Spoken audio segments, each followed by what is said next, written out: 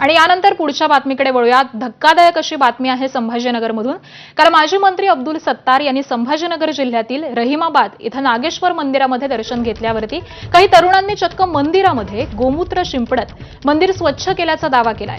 सत्तार हे रोज मांसाहार करून घराबाहेर पडतात, त्यांना मंदिरामध्ये दर्शन घेण्याचा अधिकार नाही असा दावा या तरुणांनी केलेला आहे। आणि त्यामुळे सत्तारांच्या दर्शनानंतर या तरुणांनी मंदिरामध्ये गोमूत्र शिंपडल्याचा धक्कादायक असा प्रकार हा समोर आलाय।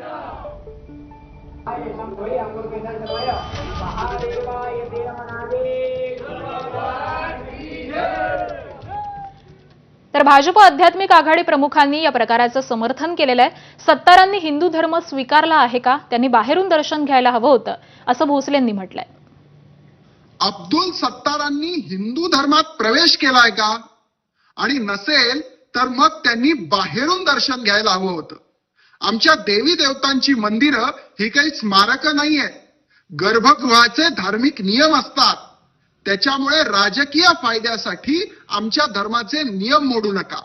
आणि जर तुम्हाला खूपच इच्छा असेल तर हिंदू धर्मात प्रवेश करा आणि मग खुशाल देवी देवतांचे आशीर्वाद घ्या।